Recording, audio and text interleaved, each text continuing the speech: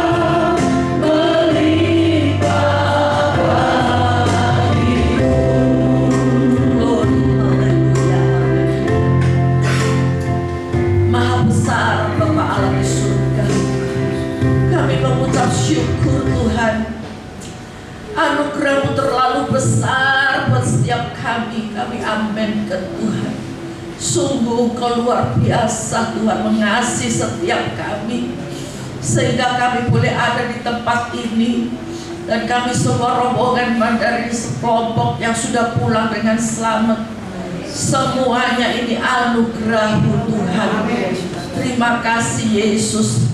Hari ini kami mempunyai tubuh roh jiwa yang sehat untuk memuliakan Allah. Kami bisa berdatang bersama-sama sekelompok kecil ini. Kami melihat Pak Han ada di tengah-tengah kami. Sungguh kami mengucap syukur atas kebaikan-Mu Tuhan yang tak ada habis-habisnya. Biarlah Tuhan kami mau menyerahkan Tuhan malam ini dari awal sampai akhir dalam tangan-Mu. Roh Kudus pimpin setiap kami. Roh Kudus urapi hamba-hamba-Mu yang tugas pada malam hari ini. Tuhan mau pakai menjadi alat-Mu lebih indah lagi. Tuhan berkati kehidupannya. Terima kasih Tuhan, terima kasih. Bahkan saudara-saudara kami malam ini kalau membawa beban apapun, hamba-Mu tidak mengerti, tapi Tuhan Maha tahu. Gembala yang baik mengenal setiap domba-dombanya. Terima kasih Tuhan Yesus. Biar yang datang dengan sakit, yang membawa beban, oh Tuhan, rumah tangganya maupun apapun Tuhan kesulitan, hamba percaya Tuhan sumber berkat buat setiap anak-anak-Mu. Tuhan pasti tolong satu persatu. Kalau kami sungguh-sungguh setia dan taat kepada Engkau Tuhan, Tuhan tidak pernah mengecewakan. Terima kasih Bapak yang baik. Tuhan, kami berdoa juga buat saudara-saudara yang belum tiba, biar juga Tuhan tiba dengan selamat. Kami boleh sama-sama mengagungkan nama Yesus. Inilah doa dan ucapan syukur kami malam hari ini Tuhan. Biarlah Roh Allah sendiri yang berkarya, Roh Allah sendiri yang pimpin kami, setiap kami. Hadirat Tuhan turun di tengah-tengah kami, maka semua mujizat akan terjadi.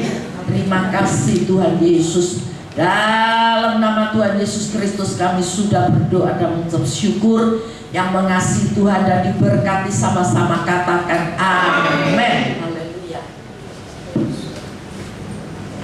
Kita mulai dengan doa dan kita nyanyikan lagu ini bersama-Mu Bapa. Kita nyanyikan dengan segenap hati kita Bapak Ibu.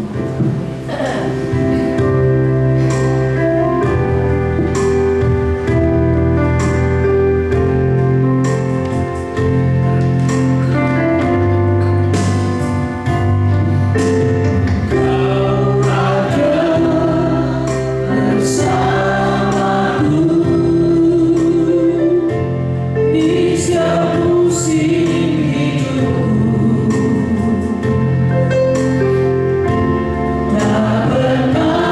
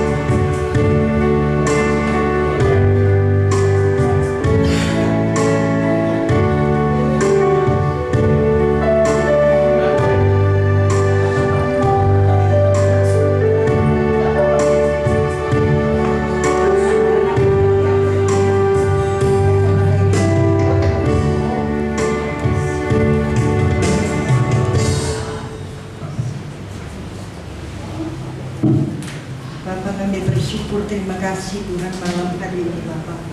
Penyertaan-Mu, pelindungan-Mu atas kami semua Bapak.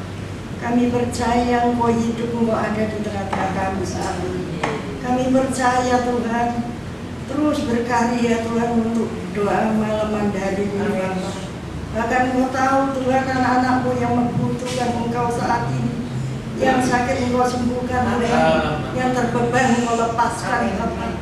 Kami percaya Tuhan Engkau terus berkarya. Engkau berkati Tuhan hamba-hamba-Mu yang melayani. Dan juga kami serahkan Ibu Joyden ke dalam tangan-Mu, juga Pak David Tuhan. Pakai mereka terus untuk menjadi biji mata-Mu, terang bagi jalan-Mu Bapak.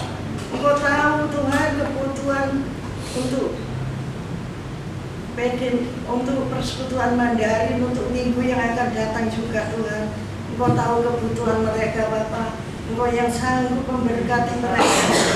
Berkati kesehatan yang baru. Oh, berkat yang baru Tuhan. Kami percaya pakai Tuhan anak-anak Tuhan. Saat ini Tuhan yang membutuhkan Engkau Bapak. Engkau terus berkarya Tuhan. Apapun kerinduan mereka Bapak, Engkau adalah jawaban kami.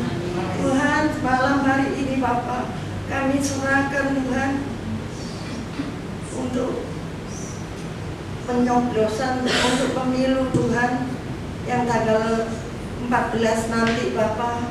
Engkau terus berkarya bersama anak-anak-Mu Bapak.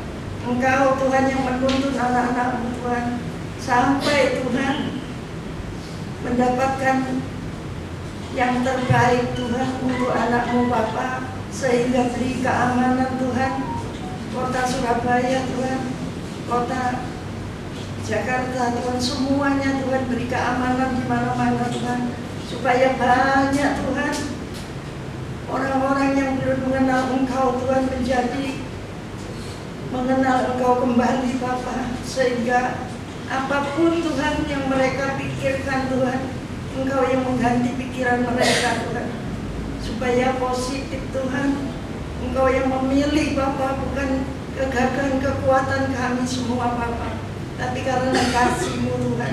Beri keamanan Tuhan untuk gereja-gereja-Mu yang ada, terutama GPPS Pusat Tuhan. Kami serahkan ke dalam tangan-Mu Bapak. Oh Tuhan, kami percaya Tuhan Engkau yang campur tangan Tuhan atas gereja-Mu Anugerah Mandarin Tuhan, juga Engkau lindungi Bapak, supaya banyak jiwa Tuhan diselamatkan.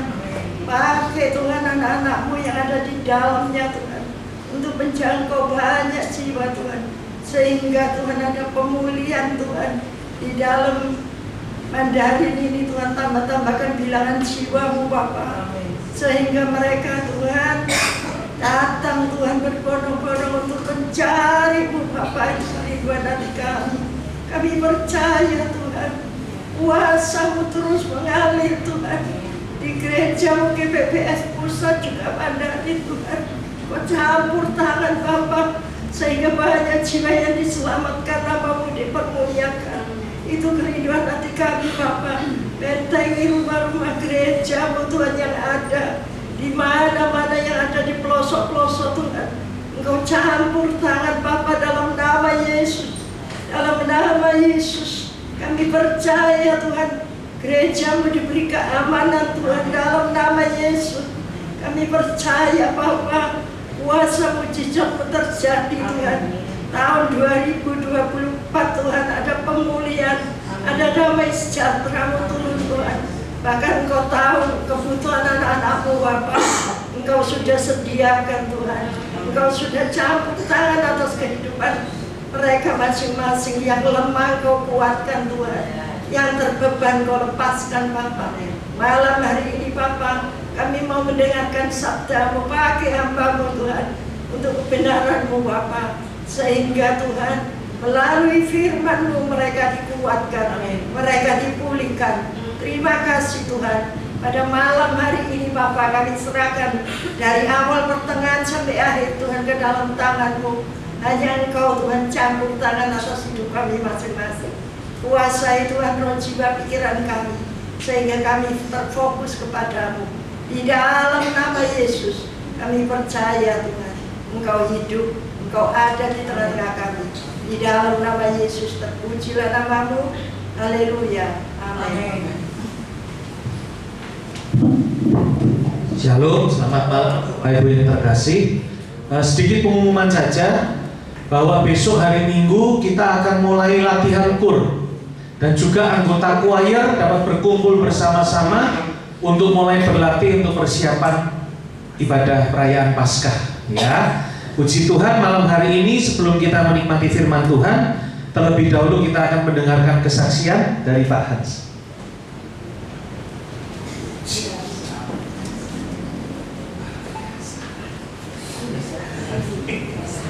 Shalom Bapak Ibu.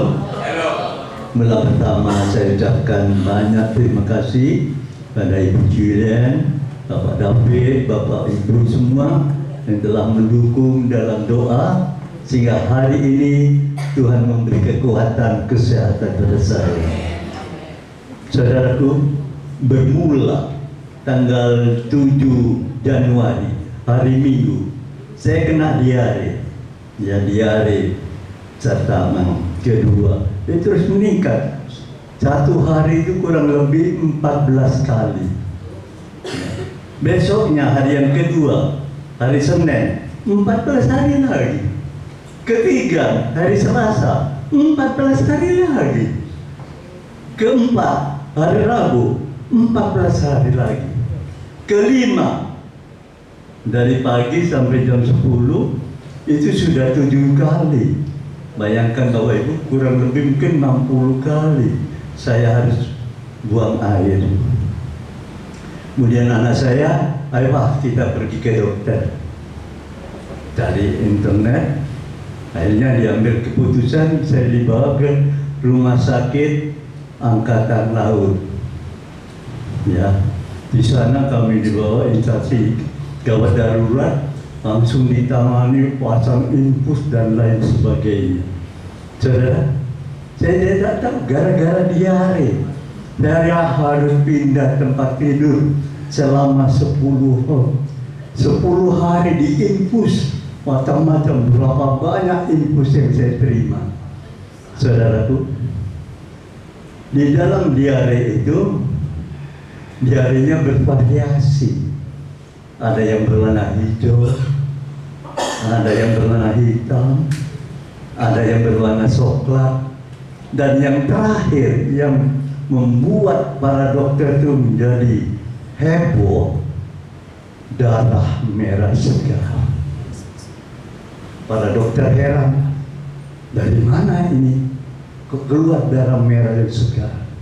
Nah, setiap diare saya punya fotografer, istri saya difoto, cek. Warnanya apa? Seret, difoto, lapor sama dokter. Saudaraku, di sini saya melihat Tuhan itu tidak pernah meninggalkan. Ya, Tuhan tetap menjaga dan menolong, memberikan kesembuhan. Ya, saudaraku. Dan pada hari esoknya, para dokter yang saya tahu yang datang periksa pada saya, ahli darah datang, kemudian ahli wasir ambeien datang, kemudian ahli jantung datang, ahli penyakit dalam datang periksa. Oh, ada keluhan Pak? Tidak ada. Semua bilang, kalau saya bilang tidak ada. Ya, cuma saya lihat tangan saya itu kok mengkerut. Jadi dagingnya itu kok mengkerut. Antara kulit dengan tulang menjadi satu. Loh kok begini ya? Gara-gara kekurangan cairan. Nah itu sudah, puji Tuhan, Tuhan kita tetap ajaib, pertolongannya tepat pada waktunya. Sampai hari ini Tuhan sudah memberi kekuatan. Saya mengimbau Bapak Ibu, tetaplah percaya pada Tuhan. Satu-satunya pengharapan kita, juru selamat kita, Yesus Kristus, Allah, Tuhan, Bapa kita yang baik. Semangat, Tuhan Yesus memberkati.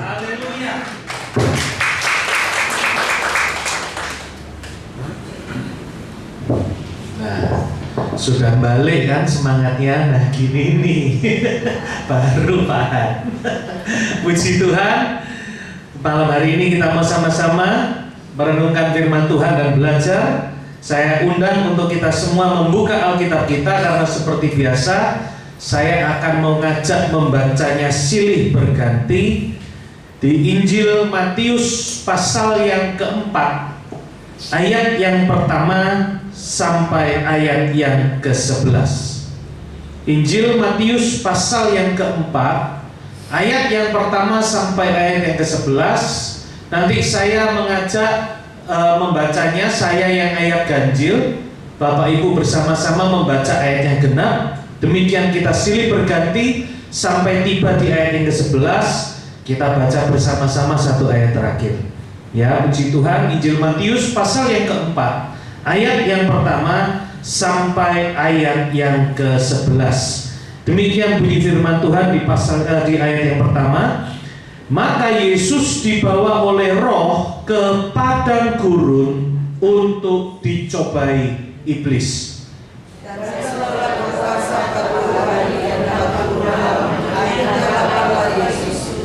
Lalu datanglah si pencoba itu dan berkata kepadanya, jika engkau anak Allah, perintahkanlah supaya batu-batu ini menjadi roti.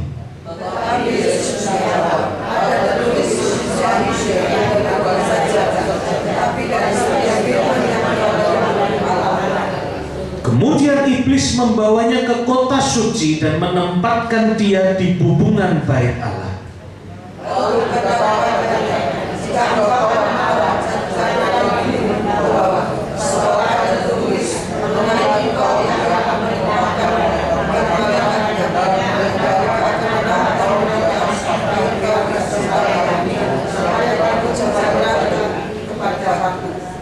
Yesus berkata kepadanya, ada pula tertulis, janganlah engkau mencobai Tuhan Allahmu.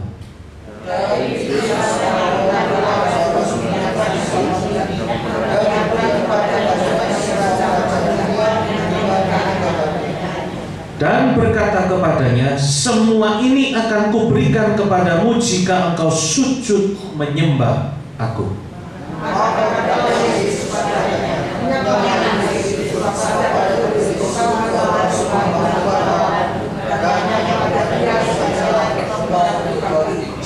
Satu, dua, tiga.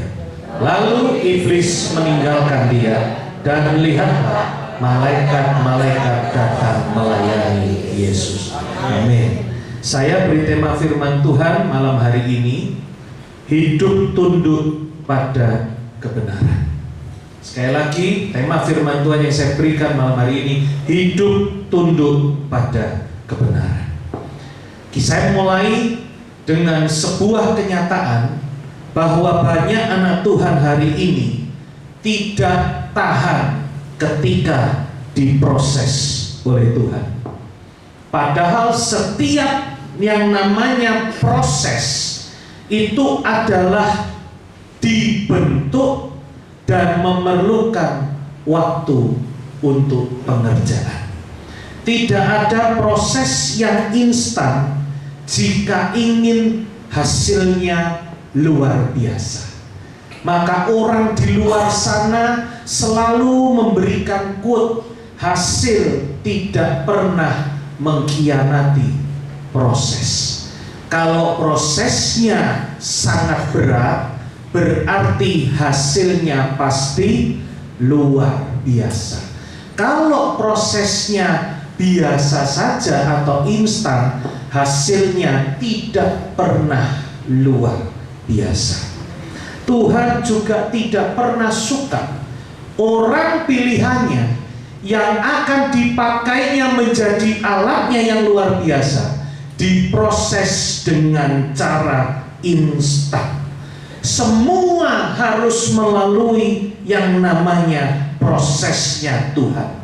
Sesungguhnya proses adalah cara Tuhan untuk membawa kita menjadi lebih baik, lebih sama dengan firman Tuhan, bahkan kita juga akan naik lebih tinggi lagi ketika kita selesai diproses Tuhan. Bapak Ibu, firman Tuhan dimulai dengan ayat, maka Yesus dibawa oleh Roh ke padang gurun untuk dicobai iblis. Kalau hari ini hidupmu mungkin serasa sedang dibawa Tuhan ke padang gurun, berbahagialah dan mengucap syukurlah bahwa padang gurun adalah tempat favorit Tuhan memproses orang pilihannya. Akan menjadi orang-orang yang dipakai luar biasa. Proses Tuhan tidak pernah ditujukan untuk menghancurkan anak-anaknya, tetapi membuat dia semakin indah, semakin diperlengkapi, hingga menjadi alatnya yang luar biasa. Kalau kita lihat di dalam Alkitab, banyak sekali contoh orang-orang yang dipakai Tuhan dengan luar biasa, tidak pernah lolos dari namanya padang gurun. Musa dibawa dan dipilih Tuhan untuk membawa bangsa yang besar, umat pilihan Allah, meninggalkan tanah perbudakan menuju tanah perjanjian. Kalau tidak diproses Tuhan lebih dulu, di mana? Padang gurun. Musa tidak pernah siap dipakai Tuhan ketika dia tinggal di istana raja. Gelarnya adalah pangeran Mesir.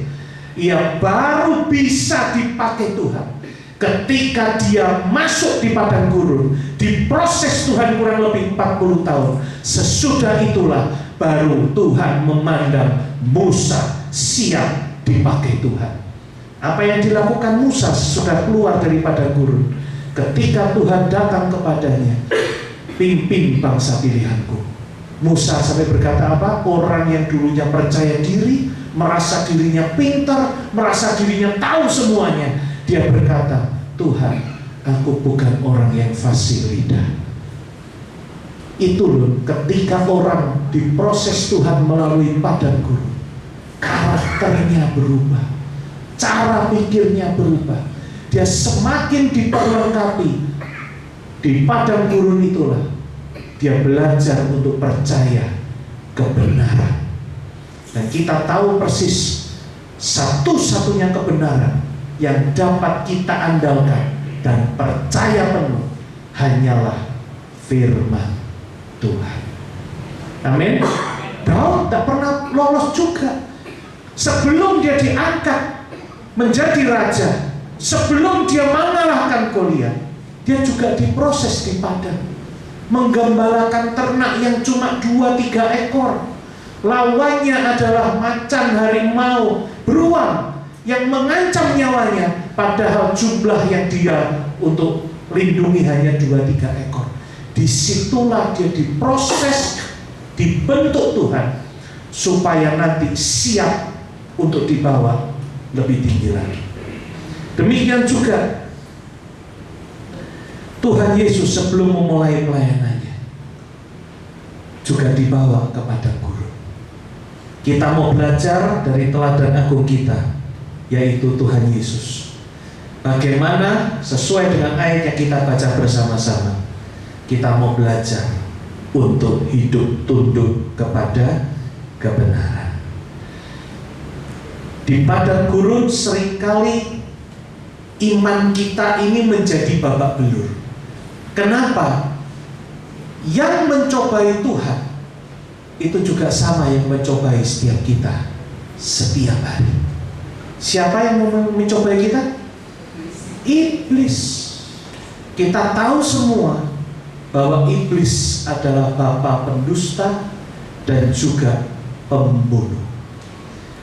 Di tengah-tengah padang gurun, di tengah-tengah proses yang kita sedang jalani, yang coba dilakukan oleh iblis itu memindahkan fokus kita. Kalau kita seolah-olah sedang berdoa, mengharapkan dan percaya akan kehadiran Tuhan, iblis coba membelokkan fokus kita, tidak lagi dapat memandang dan fokus kepada Tuhan, tetapi kepada kenyataan.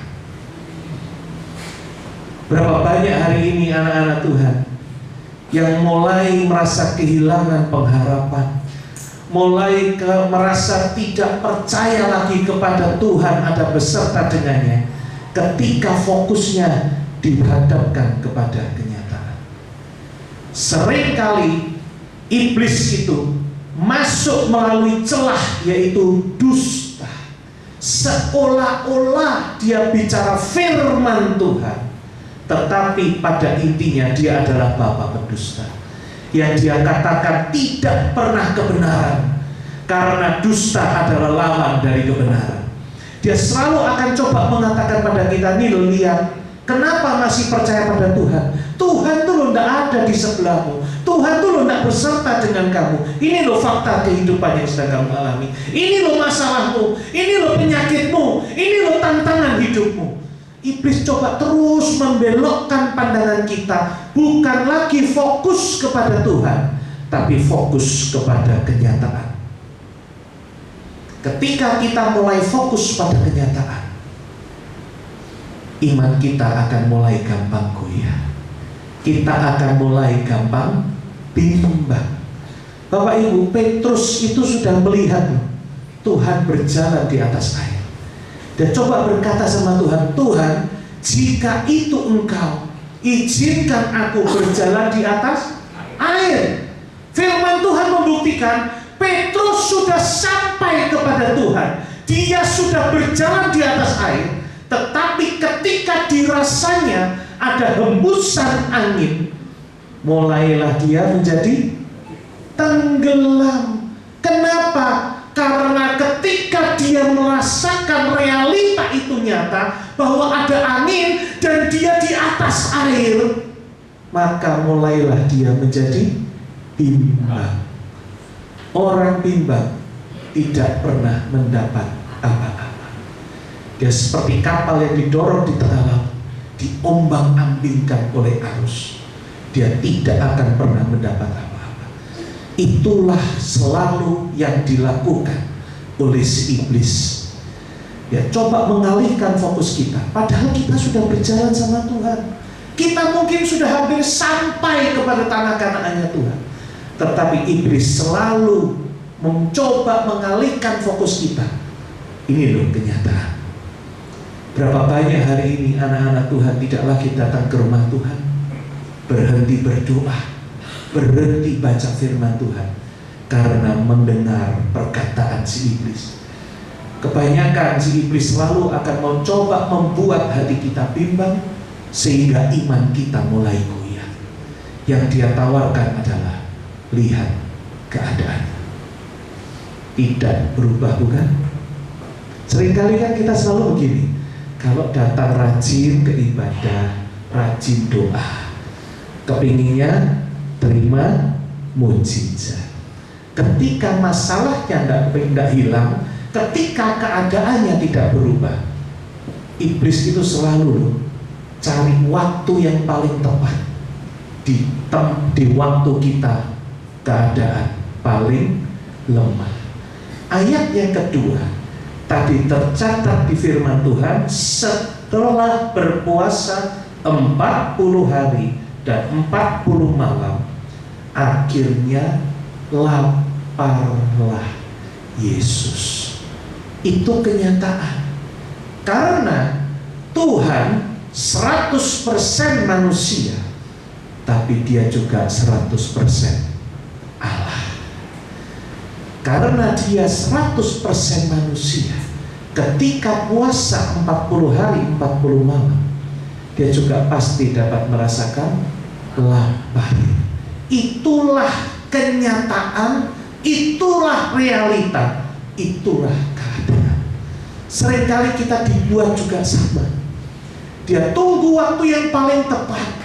Ketika kita mulai merasakan keadaan itu ada, betul, nyata seperti itu, dia datang untuk mencobai kita.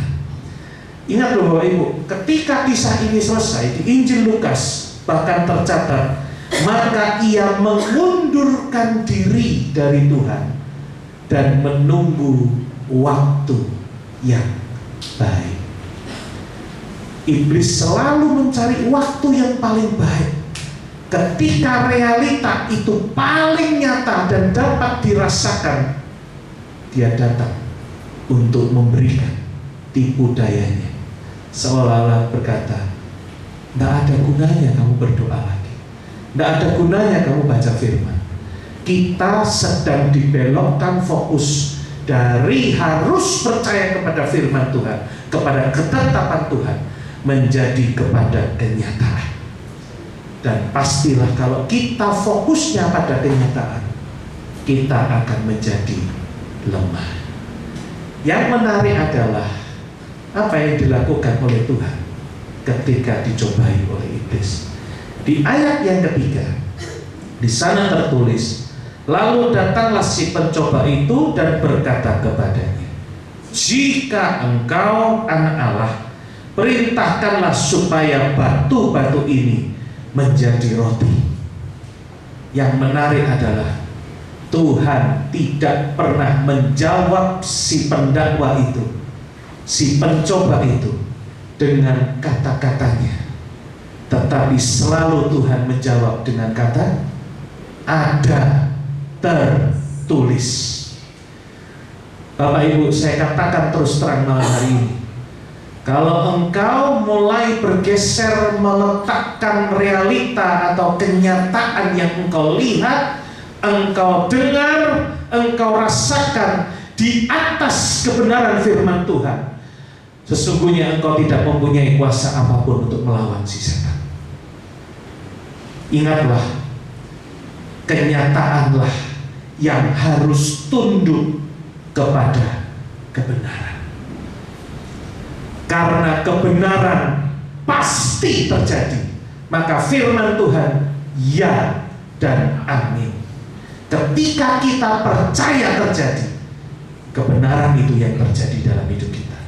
Tempatkan firman Tuhan, satu-satunya sumber kebenaran di dunia ini, di atas kenyataan yang engkau dapat lihat, dapat dengar, engkau rasakan. Tuhan selalu menjawab dengan kata ada tertulis. Berarti apa? Itu sudah ada dan sudah pernah difirmankan oleh Tuhan Allah. Maka itu yang terjadi dan bukan kata-kata si iblis. Bayangkan Bapak Ibu, suruh merubah batu menjadi roti.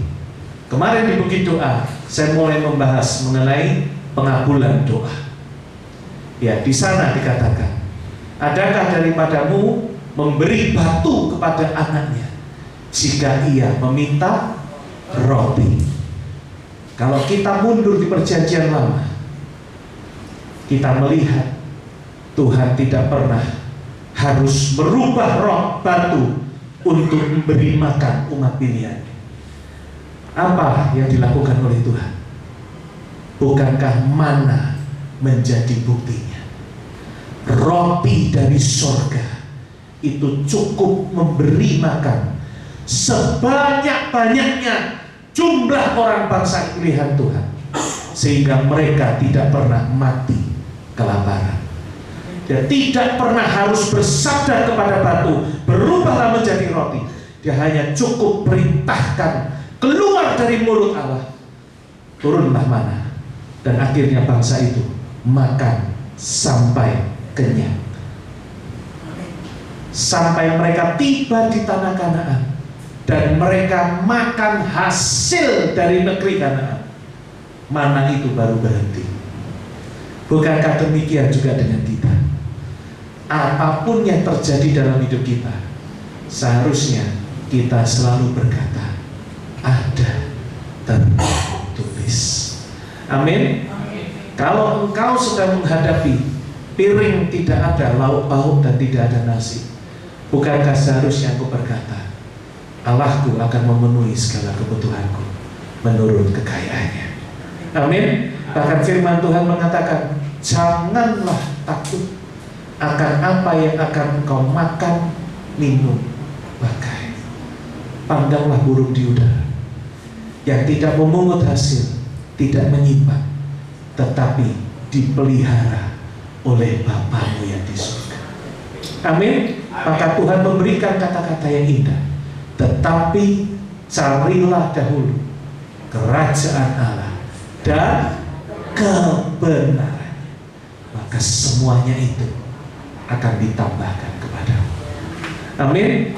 Kita hidup bukan dari apa kata orang, bukan dari apa keadaan hidup kita, tapi kita hidup dari apa kata Tuhan. Amin. Dari apa kata kebenaran yang sudah difirmankan Tuhan. Itulah kenapa kita harus hidup tunduk pada kebenaran. Datang pencobaan yang kedua, kemudian iblis membawanya ke kota suci, yaitu Yerusalem, menempatkan dia di bubungan bait Allah. Tahu artinya bubungan bait Allah, Bapak Ibu? Di puncak atapnya bait suci Allah di Yerusalem. Dia mengatakan kepada Tuhan, jika engkau anak Allah, jatuhkanlah dirimu ke bawah, sebab ada tertulis mengenai engkau, ia akan memerintahkan malaikat-malaikatnya dan mereka akan menatang engkau di atas tangannya, supaya kakimu jangan terantuk kepada batu. Firman ini diambil dari Mazmur 91 ayat 11 dan 12. Baca sendiri di rumah ya Bapak Ibu. Mazmur 91 ayat 11 dan 12. Tuhan meladeni omongan itu. Tuhan menjawab, ada pula tertulis, janganlah engkau mencobai Tuhan Allahmu. Bapak Ibu, jawaban Tuhan di pencobaan yang kedua dan yang ketiga itu diambil dari kitab yang sama, di Ulangan pasal yang ke-6. Di Ulangan pasal yang ke-6, di sanalah tercatat Shema Israel yang masih digunakan sampai hari ini. Itu adalah syahadatnya orang Israel yang dipelihara sampai saat ini. Shema Israel, Adonai Elohim, Adonai Echad. Tuhan itu Allah, Tuhan itu Esa. Kasihilah Tuhan Allahmu dengan segenap hatimu, dengan segenap jiwamu, dengan segenap akal budimu. Taruhlah itu, catatlah itu di loh hatimu dan di jidamu, dan kau harus mengajarkannya kepada anak cucumu. Itu dipelihara sampai hari ini hanya kepada Tuhan dan tidak Allah lain, karena Allahmu adalah Allah yang pencemburu. Baca nanti di rumah Ulangan pasal yang ke-6. Semua jawaban Tuhan mengenai pencobaan kedua dan ketiga ini diambil dari Ulangan pasal yang ke-6. Pencobaan yang ketiga, iblis membawanya pula ke atas gunung yang sangat tinggi dan memperlihatkan kepadanya semua kerajaan dunia dengan kemegahannya. Berkata kepadanya, semua itu akan kuberikan kepadamu jika engkau sujud menyembah aku. Apa kata Tuhan? Tuhan tidak pernah katakan kurang ajar kamu iblis. Enggak. Tuhan cuma menjawab, enyahlah iblis, sebab ada tertulis, engkau harus menyembah Tuhan Allahmu dan hanya kepada Dia sajalah engkau berbakti. Kalau Tuhan menjawab semua tantangan itu dengan berkata kebenaran seperti ada tertulis di dalam firman Tuhan, bukankah seharusnya kita semua yang mengaku anak-anaknya, yang mengaku murid-muridnya, kita juga harus meniru teladan dari Tuhan Yesus. Kalau kita mulai dibawa keluar dari kebenaran, maka kita pasti akan menjadi salah.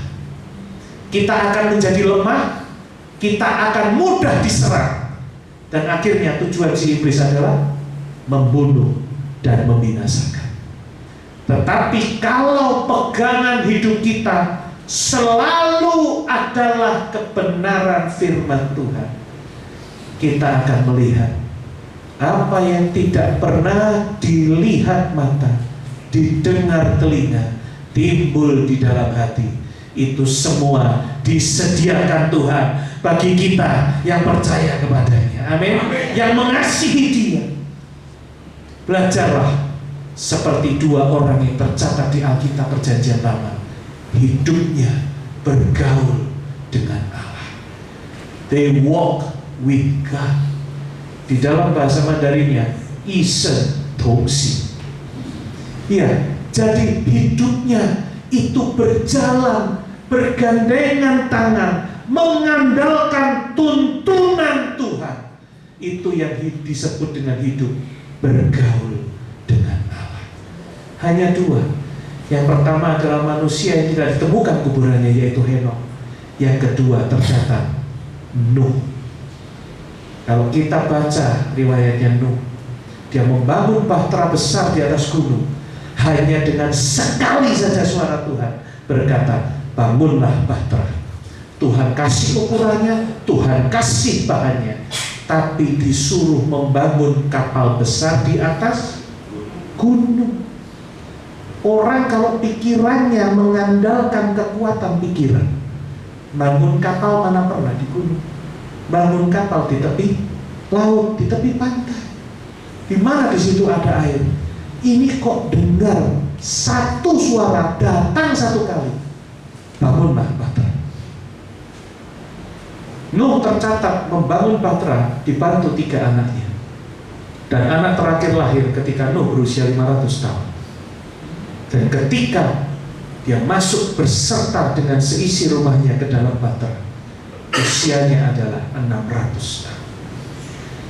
Jadi kurang lebih ketika Nuh mendengar suara Tuhan sampai melihat janji Tuhan dinyatakan, kurang lebih dia harus menunggu 100 tahun lama.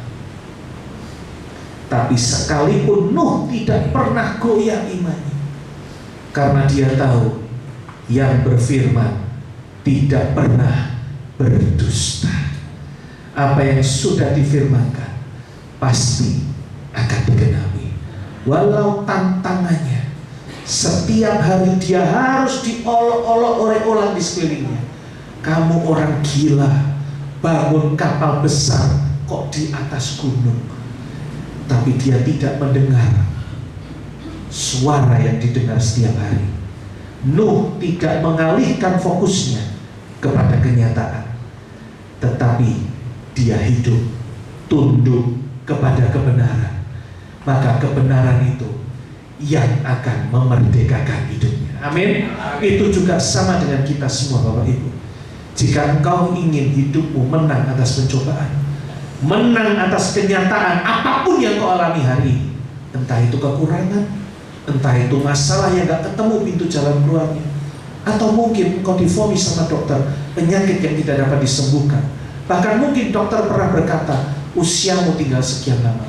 Percayalah, kita hidup bukan apa kata manusia, tapi kita hidup dari apa yang keluar dari mulut Allah.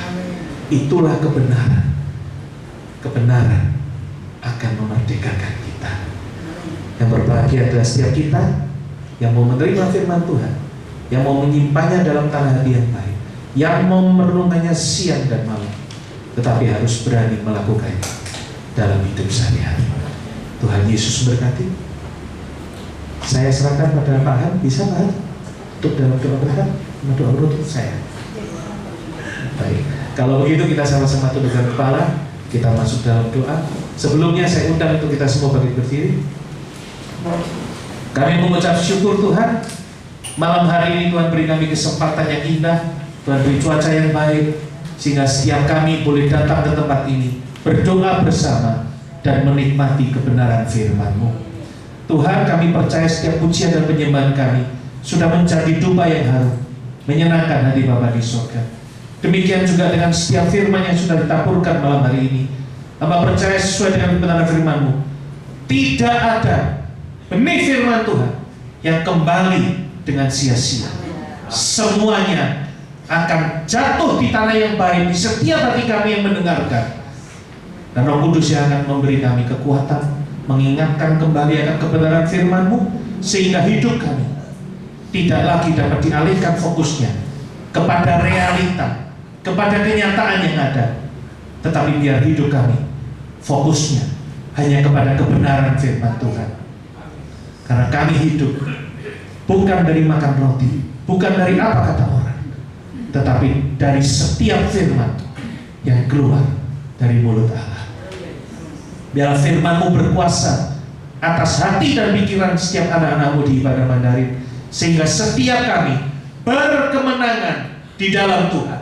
Apapun masalah hidup, apapun realitanya, yang kami tahu Tuhan tidak pernah salah merancang. Kau selalu menyediakan hari depan yang penuh dengan pengharapan. Terima kasih Tuhan Yesus, terpujilah nama-Mu. Apabila sebentar lagi kami juga akan meninggalkan tempat ini untuk pulang ke tempat kami masing-masing, kirimkan malaikat-Mu mengiringi perjalanan kami. Tibakan di rumah kami semua dalam keadaan selamat, tidak kekurangan suatu apapun. Pertemukan kami kembali besok hari Minggu di ibadah Mandarin, semua dalam keadaan sehat dan tidak kekurangan suatu apapun. Terima kasih Tuhan. Kami tutup ibadah doa malam dengan doa sederhana yang Tuhan ajarkan kepada kami. Doa Bapa kami. Bapa kami yang di surga, dikuduskan nama-Mu, datanglah kerajaan, jadilah kehendak-Mu di bumi seperti di surga.